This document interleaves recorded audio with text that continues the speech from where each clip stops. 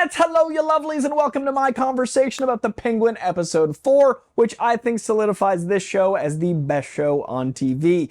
If you're new to this page, I do comic book news and comic book reviews, as well as movie news and movie reviews, as well as some TV. So please hit that subscription bell if you're into comics, you're into movies, you're into TV, any of that jazz. Also, please leave a like in this video to show me you liked this video. I want to keep making more stuff like this, and that's how it happens. And most of all, let's have a conversation down below. I want to have this like the back of a comic store. Let's have a chat about the Penguin in the comments. Let me know if this was your favorite episode. Let me know how you're liking the show overall. Let's talk about it because I got a lot to say, so let's talk about it. Episode 4 is a masterclass in world building. We have lived up until this point knowing we had this inclination that something wasn't right about the Hangman story, knowing how much we love Sofia, in no small part thanks to Cristin Milioti's powerhouse, should be Emmy-winning performance when the time comes. We've known that Penguin is a guy that has wronged her, but we haven't known the details. So to end episode 3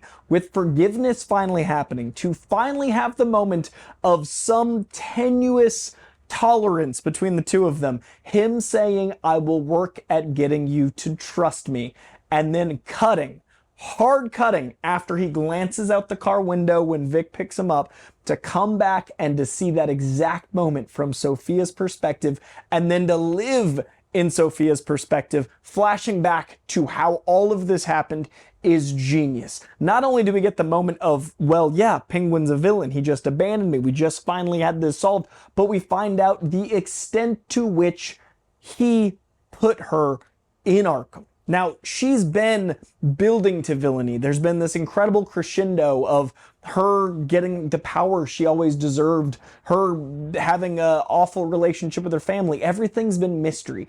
And then this episode fills in all the gaps. So episode 1 built the show out, gave us a pilot, gave us a world, gave us a tone. Episode 2 showed us a difference in tone, showed us, like I said, went from orchestra to jazz. Episode 3, we are now so invested in Vic and that relationship, and now with 4, we have a new lead. The lead of the show, especially in this episode, but in general, this lead of Sofia Falcone is absolutely incredible because now we have 2 characters, 3 with Vic, to be honest, that we are so passionate about surviving, that we are so enamored with, that we care about so much. This is what I talk about when I say if you care about the hero and the villain in something like Daredevil with Kingpin and Daredevil, every punch lands twice. And this show is like the best fight scene, but everything is verbal. Everything is a chess game of verbal punches and jabs and uppercuts and haymakers.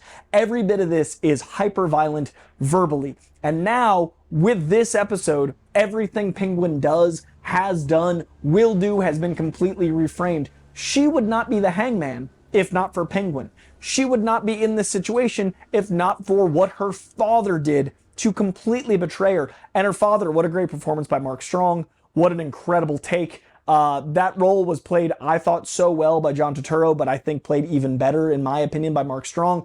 I love the lore of the Falcones here, because this felt like right out of a Tim Sale drawing. This felt right out of a Jeff Loeb written experience of the Penguin. That's the creators behind Batman The Long Halloween, as well as a lot of other great Batman lore, but this felt like The Long Halloween. We're so invested in the Falcones, and with this one episode, we tie together to Catwoman, who's also his daughter, and his inclination for strangling, him being the Hangman. We get more backstory about Sofia and her mother. We get to understand why the entire family treats her like she's crazy, whether they know or not what her father did. I'm sure some have some suspicions. I'm sure some knew about it. Her brother, my God, do we care about her brother? Just that scene alone, or just that concept alone, it was a number of scenes, but how much we were, you know, a bit more apathetic in episode 1 towards her brother. We care about the Penguin.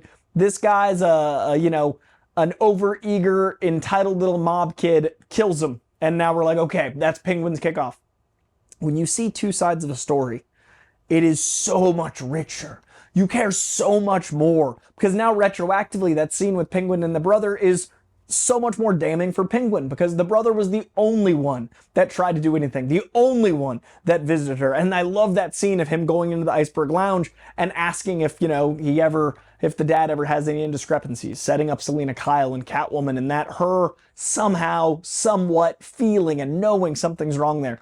All of this adding layer after layer after layer. We haven't even talked about ARKHAM yet. ARKHAM is so well built here. ARKHAM is incredible in that Gotham is now richer for it. The brokenness of Gotham is clear in every single one of the inmates here. The terror of what it is to be trapped in Arkham, the isolation, the abuse, the horror. This feels like some of the great comics where Arkham is its own character. This feels like, I mean, I want to say it's a Grant Morrison run where Arkham is the complete antagonist, and this feels like that.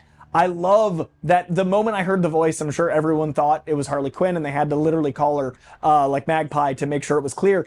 I love that we got a C/D list villain, and we got to contextualize Gotham a bit more, and then they killed her, so obviously they weren't going to make that Harley Quinn. We got to have that, like, who are they going to show, what's going on. We got to be intrigued by all this, and I have gotten nothing but crap for 2 weeks, and I'm sick of hearing about it, but I did like the end of the Joker, but I didn't like the Joker very much. This does everything the Joker wanted to do. This does everything the Joker was trying to do in building out Gotham and making us invest in this world, in showing how someone can lose it in this broken world, how this world building can build out Gotham. This does everything so pitch perfect. I love this Gotham. Matt Reeves' universe gave us a kickoff, gave us a taste. This just gave us a tapestry. That was, you know, a beautiful few hundred thread count sheet. This is a quilt, a rich hand-sewn through years of care tapestry, and every character in this I'm so invested in. I care about, obviously, Sofia. I care about the relationship with Penguin. I care about Vic, but I also care about what's going to happen with the rest of the family. I care about what's going on at the end of this episode when she comes back, that incredible jump cut, that terrifying moment where she is pulled out of this flashback with that incredibly traumatic Arkham experience that we feel trauma through. Like, I feel like that was traumatic for the audience. We get ripped back right into a psychiatrist's office played by Theo Rossi, and we get to wonder how the consequences are going to roll over after the events at the end. I mean, the end of this is, I think, her full villain arc. She is now accepted. She is the villain of the story. After that full and complete betrayal, that choice to kill her entire family, it's so bold to build a character up for 3 episodes and then pivot away from your lead, do an entire bottle episode, make your lead effectively the villain again, and then the show's called The Penguin, so episode 5 has to endear us to him again, has to build him back up, and now it's going to be him flailing a bit because Sofia obviously knows everything now. He doesn't have that leverage. He's got to figure out what to do with Bliss, which I believe is from a Titans arc. I think it's a Robin arc. I need to look into it, reread it, but I believe Bliss has some canon, whether or not they tied that into Poison Ivy, which it wasn't in the comics, or a lot of the theories on the internet. But he's got to figure out Bliss. He's got to figure out what to do without Sofia, how to potentially, you know, run the goal he had. Sofia has to make sure that he has no power whatsoever. She's going to be, you know, trying to have power. She just took out her whole family. And what's going to happen to Johnny Vitti? Like, Johnny Vitti has been one of the most condescending to her the whole thing. Johnny Vitti has been an absolute monster. Great portrayal, by the way. He's killing it. But that ending, that cliffhanger, that moment, I cannot wait for the next episode. This show is astronomically good. Cristin Milioti is Emmys, just Emmys for days. Give her all the awards. I love Gotham here. I love Arkham. This is my favorite portrayal of Arkham I have ever seen. I love the idea that, like, Paul Dano's Riddler, Sofia Falcone with Cristin Milioti, and somewhere Barry Keoghan's Joker are all, like, in this one horrible building. And how she's treated shows you how they're potentially treated. It shows you future people that Batman locks up that he just assumes is insane and locks them up, and that gives you context for a character that's not even in the show. Batman's not even here, and I'm not missing him. And I get to think about every time he locks someone up, they're going there, because they gave us a full episode of Arkham as the antagonist, and then Penguin as the antagonist. And now we go back to Sofia being our villain, and what that means for every punch landing twice. I love this show so much. I cannot wait for episode 5. Please let me know in the comments below what you thought of Arkham, what you thought of the Magpie arc, what you thought of her incredible performance, what you think about Penguin now that we know he completely betrayed. That shot of him in the car is going to go down in, like, my mind in history. Like, I just love that pivot of him just knowing he has screwed her once again after just saying, I'll have to earn your trust, and then boom, that man will do anything. Now I'm even more worried about Vic, because if he can do that to Sofia after putting her in Arkham for 10 years, what's he willing to do to this kid? Now, he loves this kid, but I feel like there was a love for her too, And I think my favorite line in the show is from this episode. And it's a very innocent, not yet broken Cristin Milioti. She hasn't had the trauma of ARKHAM yet. By the way, that changes every bit of hollowness we see in her. That changes every bit of the experience of watching her performance, seeing the before and after, seeing the young. But even then, she's raised in the mafia. And even then, she is not going to be someone that dismisses moments of this isn't how things are supposed to go. When she asks Oz why he's inside like a dog and shows that power structure, that was fascinating because Oz is just a driver at this point. And because of this betrayal, he does get everything. We saw in episode 3, that last conversation, he gets the iceberg lounge because of the conversation, and he says it was all worth it even though he feels sorry.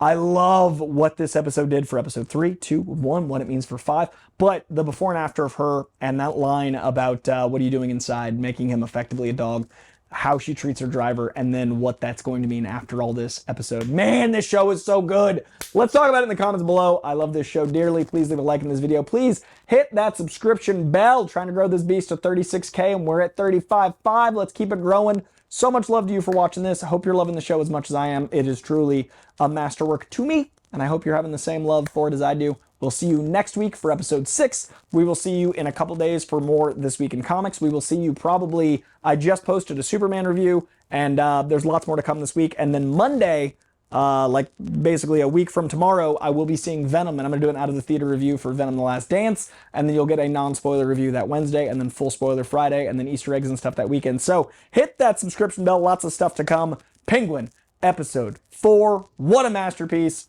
Cristin Milioti, give her the awards now. Save the time, save the postage, save the race, save the press, save the money. Just give her the awards. What a show. Man, Penguin.